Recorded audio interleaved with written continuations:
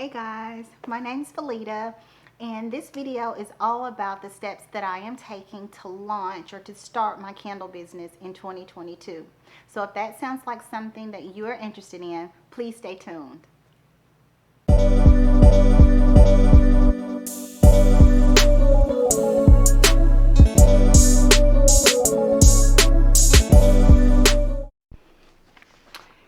Okay guys, I am so excited that you guys have chosen to join me on this journey.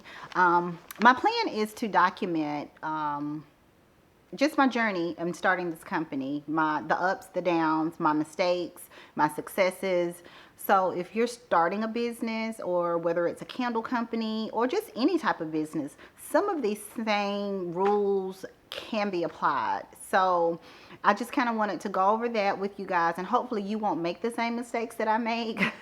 But anyway, we'll go ahead and we'll jump right in. So the very first step number one, as with any business, I would say do your research. Now for me, I'm a bit of a nerd, so I love to read, and I probably read everything or almost everything that was on the internet about starting a candle company. I watched YouTube videos, I did Google searches. If there were terms that were being used, I actually wrote it down, looked it up, I researched it. I mean, I was actually I pretty much did everything that if it was a learning process, I was doing it. So I would recommend anybody that's trying to start a candle company or start a business to do your research on that particular industry. Not just the making or the starting, but there could be other areas of the business that you may need to research: shipping, receiving, inventory. So all of that plays a part in starting a business. It's not just getting your supplies and selling it. So the very first step, hands down, would be research. With me, there were a couple of YouTubers that I just kind of fell in love with, not literally, but just their channels, the wealth of information that they had. It was Stanley Handcrafted, Armatage Candle Company, and there was another one. Black Tie Barn, I think, was the name of it. And what really kind of surprised me is that all of those channels are run by men. And in my mind, I was originally thinking that candles, that was a woman's thing. So I think that was great. So just check them out, and I'll try to link it below as well. So step number two, I would probably say decide on a name. Don't get married to the name initially, and you'll find out why I say that in the next step. But decide on a name. For me, I've chosen Seasons Candle Company. The reason that I chose that name, it was not, and it actually wasn't even my first choice. My first choice, it was actually taken, so I couldn't use that. But for me, seasons doesn't just mean like the season that we're in: winter, spring, summer, fall. To me, it could be if you're getting married, that's a season in your life. It could also be, if you're having a, I'm sorry, my dog is right here. Watch out, Gracie. Move. Go. But if you're getting married, if you're having a baby, if unfortunately you're getting a divorce, just any season that you're going through. So that's why I chose that name, and it was kind of fitting. And I think step number 3 is to check to see if the name is even available. Different states do things a little bit differently, but you do need to check with your Secretary of State to see if the name is available. Now for me personally, what I ended up doing was going to the Secretary of State website to see if my first name was available, and it wasn't. So that meant that I had to come up with a second name. And this part really kind of stumped me, and it took me a while to even come up with something that I liked, something that wasn't taken. So what I did when I finally came up with Seasons, I actually entered it into the Secretary of State site to see if it was available. And it was for my state. So I was like, yay. But this was my first mistake. So, and I'll tell you a little bit more about that in just a second. But the the thing was, check to see if it's available. And if it's available, you can secure it. That does not mean that you have to go full force, or that has got to be the name of your company, but you can secure it. And I think in our state, it was like maybe $25 or $30. And then from there, you can actually apply for a business license. So because I already knew that that was what I was going to do, or what I was wanting to do, I went ahead and paid the fee to secure the name and to also apply for my business license. And I think the total cost of that was $235. So it was about $25 to secure the name, or $35 or something like that, and then the additional $210 was for the actual business license itself. And you can actually print and obtain your license the day that you go online to this. So everything that I'd done up to this point, it was pretty much done online. So yeah. Okay, so now we've gone over steps 1, 2, 3. So the next step that I would recommend is selecting or trying to see if the domain for your website is available. Now this is what I mentioned earlier about me making a mistake. This is one of those mistakes that I made. I didn't go out beforehand to see if that domain was available. And this could have potentially been huge for me, but fortunately, the domain was available. But some of the other things that I was wanting to use was not available. But we'll get to that later in one of the other steps. But honestly, I guess we could go ahead and talk about it now. It'll keep you from making the same mistake if you're following my steps, 1 through whatever. Check if you're planning to use any type of social media, whether it be Instagram or Facebook or just whatever it is that you're planning on using, make sure that that domain or some variation of that domain or that name is available, because you would hate to have or not be able to use it on certain things. So I just recommend that you just go ahead and check anything that you think you may use: TikTok, Instagram, Facebook, YouTube, any of your domains. Just check and make sure that it's available. And then for me, guys, what I did, I have this notebook. It's just a regular notebook, but I have everything, and everything that I've done is in this notebook. Any of my, the notes that I've made, any of my, like the research that I'm doing, I put everything in this notebook, and I try to keep, and I did that because I wanted to keep everything together. I wanted to make sure that when I got ready to refer back to something, then I knew exactly where it was going to be. So I do recommend that you get something that you can house all of your information in. I'm old school, so that's why I write everything down. But if you're better with a computer and you want to, do some type of Excel spreadsheet or some type of document, Word document, or whatever it is that you wanted to do, feel free to do that. But I do recommend start early with taking very good notes, and you'll understand why later. Now for me, there's a lot of different website providers that you can use or that you can go with. I used Namecheap, and I think it's about $14 a month for that particular provider, and I just went ahead and paid for it for the year. I'm sorry, it's $14 a year. I apologize, $14 a year. And I went ahead and paid for it for the full year so that I wouldn't have to worry about that. And then I have it renewing on my credit card because I don't want to I didn't want to establish a company and then forget to pay the bill. So I do have it just set up so that it'll automatically, it'll be a reoccurring thing on my credit card.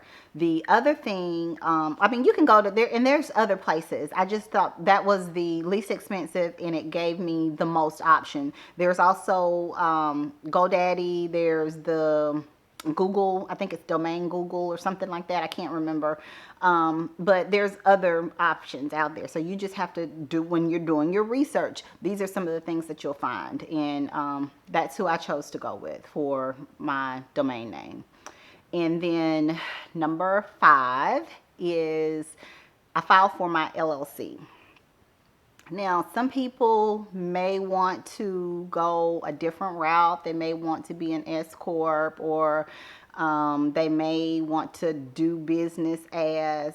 I'm choosing to go ahead and try to get all of the legal things out of the way up front, only because I don't have much, but what I do have, I want to keep. And we're not just, sending out printables. As a candle maker, this is a very, it has the potential to be very dangerous. We're dealing with fire. You can burn someone's house down, just there's so many different things that could go wrong. So I chose to do an LLC so that I could separate my personal from my business, and also because I wanted to have a business account. You can't go to a bank and have doing business as. So there are just certain things that you won't be able to do legally. Now that I do recommend that you get with an attorney and speak with an attorney on what your options are. You may want to start out that way, not real sure, but this is the step that I took. Step number 5 was filing for my LLC. And then step number 6 was I applied for an EIN. Again, trying to separate my personal from my business. You can use an EIN to file on your taxes. You can use an EIN when you go to some of the wholesale stores that require that. And if you start buying things in bulk, you'll need to have an EIN, or you're gonna go broke, because when you're buying in smaller quantities and batches, it's more expensive. So that's one of the things as a business owner you do need to have to separate your business from your personal. And that can be done online through the IRS.com. It can be done in a matter of minutes, and they usually email you. I think I got mine the same day or within a couple of days. I can't remember exactly. It's been a couple of months since I actually did that, but it can be done, and it can be done relatively quickly. Just make sure that you keep all that paperwork, because you will need it. Let's see. Also, there's some debate about a DUNS number. I personally did not apply for one, and the reason that, and let me back up a little bit. A DUNS number is so that you can start establishing your business credit. I'm paying for everything out of pocket, and it can get kind of costly. I did see a couple, when I was in the research phase, I saw where a lot of people were saying that they started a candle business for $500. That was not my reality. It has not been my reality. However, if you want to start building your business credit, then yes, I would recommend that you apply for that. Me personally, I'm paying for everything out of pocket right now. Once the business starts making money, then I may look at things differently. I may want to scale my business so that, of course, we would want to grow, but at that point I'll look at things and just see where we are. But I do want the business to be self-sufficient before I go and start doing some of those things. But anyway, this number 7 is probably the most debatable. It wasn't a debate for me, but I've seen, again, in doing my research, where a lot of people don't talk about it, but it's candle insurance. That probably should have been number 1, but you definitely need to look into getting candle insurance. And I know you're probably thinking, at this point, I haven't sold one single candle. Why do I need insurance? It's because we're dealing with something that has the potential to cause harm. And don't look at it as if, what I'm doing or getting this insurance is helping someone else. It's also helping yourself. If for whatever reason something goes wrong with one of your tests, you send a candle out, it starts a fire, God forbid, you're covered. Candle insurance, in my opinion, is a no-brainer. I wouldn't start this business without, actually, I wouldn't start any business without some form of insurance. So I would definitely recommend that you look into that. I'll list my info or the information below my guys' information, so that you can at least start there. But again, these are just the steps that I took to start my business or to get my business up and running. You may choose to do things completely different, but as a recommendation, that's what I would recommend. Okay, so now we're at step number 8. Step number 8 is to begin your testing, like testing of your wicks and your fragrance oil, your loads, your wax, and things of that nature. Now, to me, this is when I started getting that little bubbly feeling in my stomach. I was super excited about this, because that's the step that most people just immediately want to get to, and that's just mixing the oils and doing all that stuff. So, and really 8 and 9 can kind of go together. Step number 9 is to order your wax, your vessels, your wicks, your fragrance oils, your labels, your boxes, everything that goes into actually shipping your candle out to your customer or to your friends or whomever you're selling to. So those two can kind of go together. You know, some people, order their supplies first and then they do the testing. Me personally, I chose to, I actually got a candle, like a little starter kit. I ordered it from a supplier and I started making candles that way before I even got to any of this. So I was comfortable with the candle making process, and I kind of sort of knew what oils and fragrances I liked. But again, you have to kind of know what direction you're going in, as far as what you want to offer. Before you purchase your oils, and also with your vessels and your other things. So again, 8 would be begin your testing, and that way you'll know exactly what you want to offer. Some people say, hey, go to the dollar store and get the cheap vessels and you can test that way. Me personally, I already knew what I was going to use, or I had an idea of what I wanted to use. I actually couldn't use what I originally wanted to use because it was out of stock, and you're going to find that a lot in the candle, it really just in any industry at this point with COVID and everything else that's going on. So I kind of had to change up what it was that I was going for as far as the actual look or the aesthetic of my product. But it really kind of worked out because it allowed me to think long term for my candle company instead of just right now. And that's another just kind of tip that I want to give you guys. Even though you may not be 100% on your labels or 100% on your jar, you can always rebrand later.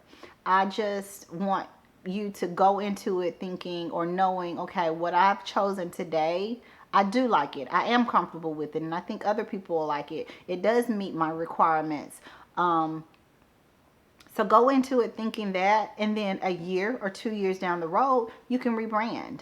So you can look at things differently. I know for me, because I wasn't able to find the exact vessel that I wanted to get, I searched several different companies and they were either out of stock or did not have the quantity that I was needing or wanting. I chose to do things a little bit differently, and which is going to allow me to do different lines later, like a luxury line, and then maybe even an aromatherapy line later. So that kind of worked in my favor, and I'm really glad that I've chosen to go the route that I've chosen. But anyway, like I said, 8 and 9 kind of goes together. Begin your testing of your fragrance oil, your wicks, your waxes, and your vessels, and then ordering your supplies, which is number 9, like your packaging. And that's really fun too when you're picking out and it can be stressful. Trust me, because I'm thinking, well, does this go with this, and does this? Don't get hung up on that. Just don't. Don't be like me. My husband says I'm way too indecisive, but pick those things and just kind of, and I would not purchase a lot of any one thing to start of these, only because, like I said, what you're picking now, a year down the road, you're probably going to change it anyway. So let's see, we're on step number 10, which is actually start making your candles. So at this point, you should know what fragrances you're going to use. You should know what your fragrance load is. You should know what waxes you're going to use, and you would be able to start making your candles. So that is step number 10, is to actually start making your candles. Step number 11, I would, Gracie, watch out. I'm sorry, y'all. That's my dog. Sit, sit, sit. I would recommend that you get some type of inventory system. I can't stress enough to you guys how important it is to be a good note taker when you are making candles, because the whole process is taking notes and writing things down in the event that something happens and you have to refer back. I know, I tend to think that I have a good memory, but I don't. I can't tell you what fragrance oil I used last month when I was making a certain batch of candles. So that's why it's extremely important to either have a binder or have some type of system. But again, number 11 is an inventory system. Now, when I was doing my research, there were two that came up the most, and that was Crafty Base and Inventora. I've chosen to use Inventora only because it was the most user friendly to me.